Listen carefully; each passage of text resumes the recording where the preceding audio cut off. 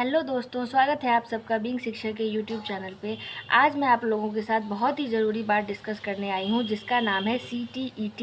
It means CTET.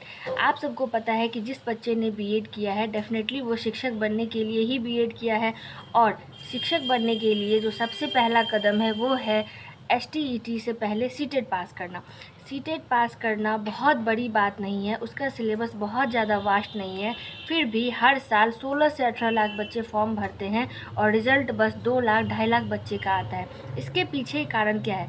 तो आइए आज हम लोग इन्हीं कुछ बातों पर डिस्कस करेंगे और मैं आप लोगों को अपना एक्सपीरियंस शेयर करूँगी कि मैंने बहुत ही मिनिमम टाइम में किस तरह से पढ़ाई करके 100+ मार्क्स सीटेट में स्कोर किया था। तो आइए आज हम लोग डिस्कस करते हैं इन्हीं कुछ पॉइंट्स पे। देखिए, सीटेट का जो सिलेबस है उसे समझने के लिए सबसे पहले तो ये जानना ज़रूरी है कि इसका पैटर्न क्या है। आप लोगों को पता है कि सीटेट का एग्ज़ामिनेशन टोटल 150 मार्क्स कैरी करता है, जिसमें 30 मार्क्स करके ईच पेपर होता है। जिसमें 30 मार्क्स का पहला जो पेपर है वो है CDP का, ये आप सबको पता है, जो पेडागोजी के नाम से जाना जाता है।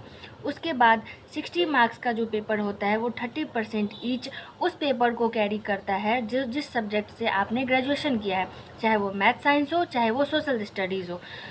मैथ साइंस के जो बच्चे हैं वो 30 मार्क्स के मैथ्स के पेपर होते हैं उनके लिए, और 30 मार्क्स के साइंस के पेपर होते हैं। उसके बाद 60 मार्क्स जो सोशल साइंस के बच्चे हैं वो ओवरऑल 60 मार्क्स कैरी करता है उसका पेपर, ठीक है। उसके बाद आता है जो 60 मार्क्स इधर बच गया, ये 30 + 60 90 हो गए, और 30 मार्क्स ईच हो जाता है लैंग्वेज पेपर, जिसमें लैंग्वेज पेपर 1 और लैंग्वेज पेपर 2 आता है, ठीक है। ये तो रही टोटल नंबर ऑफ मार्क्स। अब बात करते हैं हम लोग टोटल नंबर ऑफ पेडागोजी के सेक्शंस की।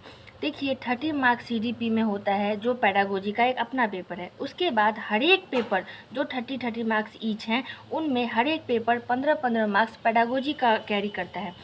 तो टोटल नंबर ऑफ़ 90s हैं जो पेडागोजी के नंबर मार्क्स को कैरी करते हैं, और बाकी नंबर्स होते हैं आपके सब्जेक्ट से रिलेटेड।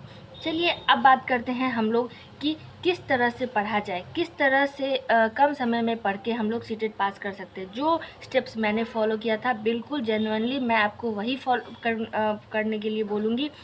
और अगर आप मेरी बातों को फॉलो करते हैं तो इस साल 2025 में आपको सीटेट पास करने से कोई नहीं रोक सकता, ये 100% गारंटी है। तो सबसे पहले जानते हैं कि पहला स्टेप क्या है। पहला स्टेप है सिलेबस को समझना। अगर आप किसी भी एग्ज़ाम के सिलेबस को समझ लेते हैं तो आप उसके क्रक्स को समझ लेते हैं।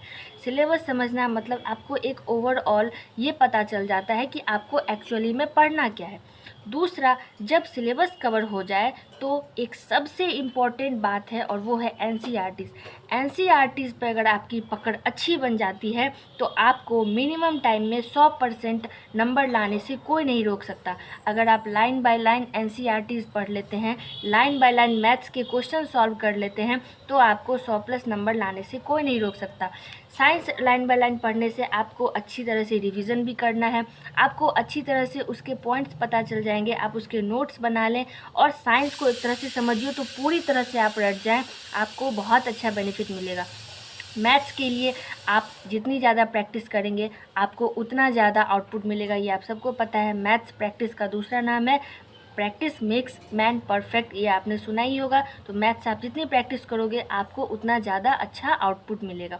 सोशल साइंस के लिए अगर आप लाइन बाय लाइन NCERTs पढ़ लेते हो, उसके जो ज्योग्राफी हैं, हिस्ट्री हैं, इकोनॉमिक्स हैं, सिविक्स हैं, उन्हें आप अगर लाइन बाय लाइन पढ़ लेते हो तो आपको सीटेट में 100+ नंबर मार्क्स कैरी करने के लिए कोई नहीं रोक सकता। मिनिमम 2 महीने में, ये सबसे कम टाइम है।